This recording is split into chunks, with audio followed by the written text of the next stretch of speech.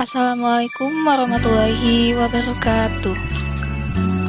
Pada hari ini kita akan masuk ke materi teori dan sifat dasar akuntansi serta jenis profesi dan bidang spesialisasi akuntansi. Teori akuntansi adalah cabang akuntansi yang terdiri atas pernyataan sistematik tentang prinsip dan metodologi yang membedakan dengan praktik. Menurut Vernon Camp, menganggap bahwa teori akuntansi adalah suatu sistem yang komprehensif, di mana termasuk postulat dan teori yang berkaitan dengannya. Dia membagi unsur teori dalam beberapa elemen, postulat dan asumsi dasar, definisi, tujuan, prinsip atau standar, dan prosedur atau metode-metode lainnya.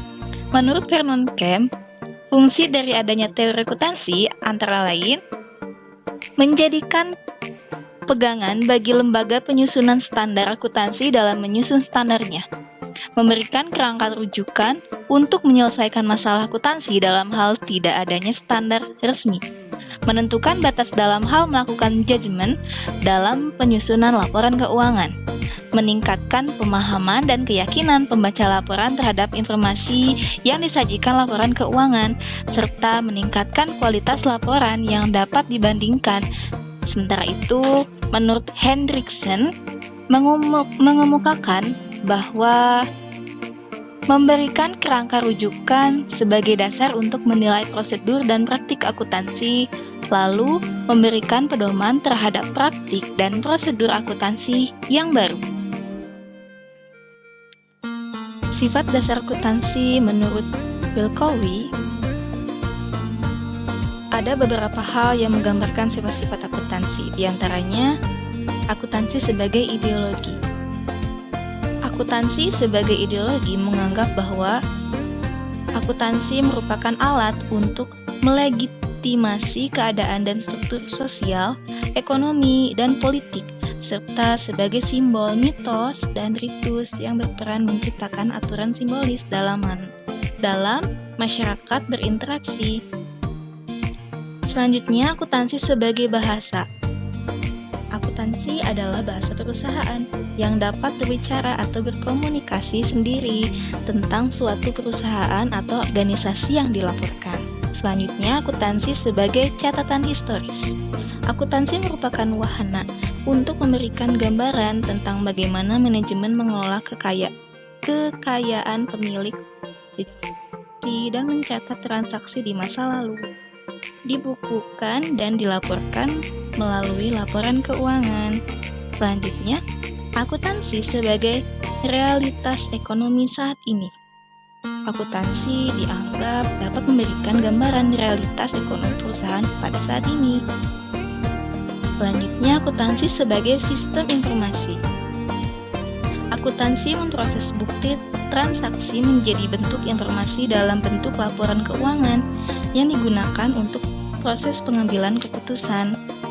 Lalu, akuntansi sebagai komoditi.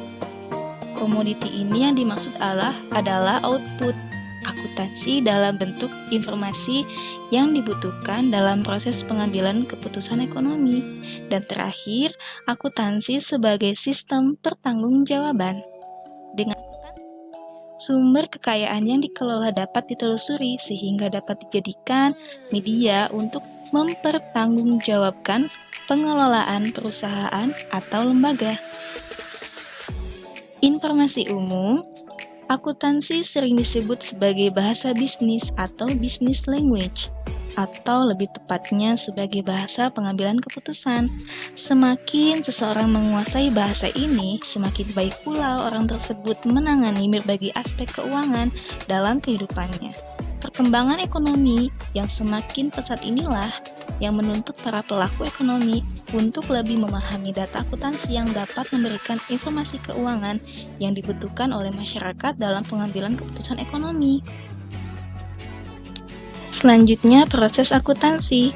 Berdasarkan definisi akuntansi, proses akuntansi akan terus berulang, mulai dari transaksi keuangan sampai dengan penyusunan laporan keuangan. Kegiatan tersebut dinamakan proses akuntansi.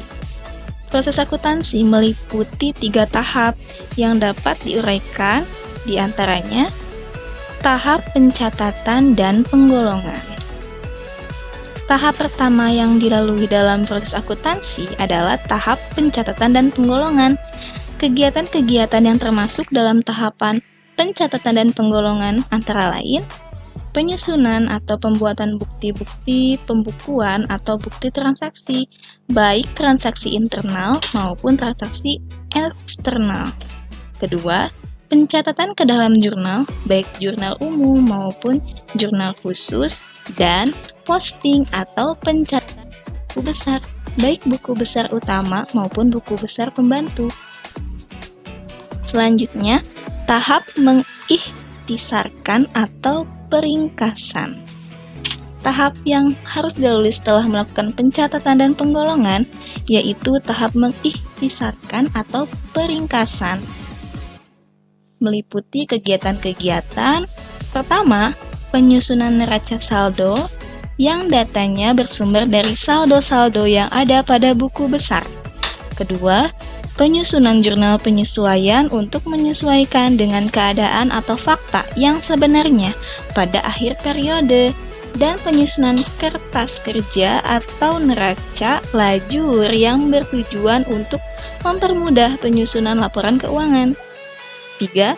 Pembuatan jurnal penutup dibuat untuk mengetahui besarnya laba di suatu perusahaan sekaligus untuk menutup perkiraan atau akun yang bersifat sementara atau temporary account. Keempat, pembuatan neraca saldo setelah penutupan. Nah, ini dipergunakan untuk mengecek kembali pencatatan yang akan dilakukan pada periode berikutnya. Dan kelima, penyusunan jurnal pembalik. Ini digunakan untuk mengantisipasi terjadinya kesalahan pencatatan pada periode akuntansi berikutnya. Lalu tahap pelaporan dan penganalisisan. Tahap terakhir yang harus dilalui yaitu tahap pelaporan dan penganalisisan. Ada beberapa tahap pelaporan dan penganalisisan meliputi kegiatan. Pertama, penyusunan laporan keuangan yang terdiri atas laporan laba rugi, laporan perubahan modal, neraca, dan laporan arus kas. Kedua, pembuatan analisis laporan keuangan digunakan untuk pengambilan keputusan ekonomi baik untuk perkembangan usaha maupun penambahan investasi. Selanjutnya yaitu jenis profesi dan bidang spesialisasi akuntansi. Jenis profesi akuntansi adalah semua bidang pekerjaan yang mempergunakan keahlian di bidang akuntansi, termasuk bidang pekerjaan akuntansi publik, akuntan intern yang bekerja pada perusahaan industri, keuangan atau dagang, akuntansi yang bekerja di pemerintah, dan akuntan sebagai pendidik.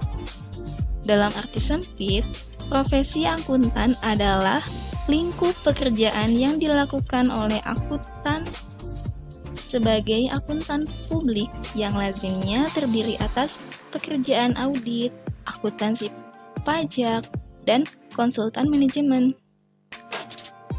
Gelar akuntansi adalah gelar profesi seseorang dengan bobot yang dapat disamakan dengan bidang yang lain, misalnya bidang hukum atau bidang teknik.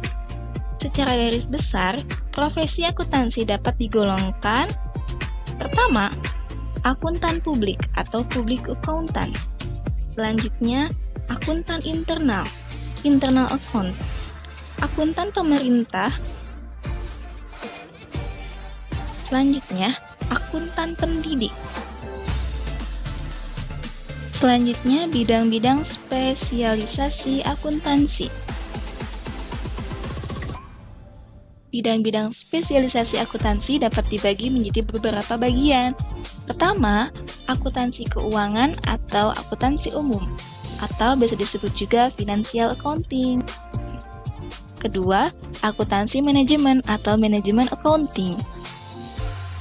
Selanjutnya, akuntansi anggaran atau budgeting. Selanjutnya, akuntansi pemeriksaan atau auditing. Selanjutnya yaitu akuntansi perpajakan atau tax accounting. Selanjutnya, akuntansi biaya atau cost accounting. Selanjutnya, sistem akuntansi atau accounting system.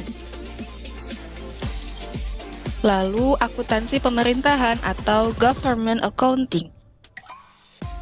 Selanjutnya, etika profesi akuntansi. Etika berasal dari bahasa Yunani atau ethos, yang berarti kebiasaan atau watak. Etika dapat diartikan sebagai nilai-nilai hidup dan hukum-hukum yang mengatur hidup manusia. Dengan demikian, etika profesi akuntansi merupakan nilai-nilai dan prinsip-prinsip moral serta hukum yang mengatur hubungan antara akuntan dengan para kliennya. Hubungan antara sesama rekan akuntan, serta hubungan antara akuntan dengan masyarakat umum. Etika profesional dalam praktik akuntan di Indonesia disebut dengan istilah kode etik yang dikeluarkan oleh organisasi profesi akuntan yaitu Ikatan Akuntan Indonesia atau IAI. Etika profesi seorang akuntan diperlukan untuk mengatur perilaku anggotanya dalam menjalankan praktik profesinya di masyarakat. IAI dalam Exposure Draft Kode Etik Akuntansi Profesional menyebutkan prinsip dasar etika profesi akuntansi sebagai berikut. Pertama, prinsip integritas. Selanjutnya, prinsip objektivitas. Lalu, kompetensi dan kehati-hatian profesional. Selanjutnya, kerahasiaan. Selanjutnya, perilaku profesional. Selanjutnya, tanggung jawab profesi. Selanjutnya, standar teknis. Selanjutnya, kepentingan publik.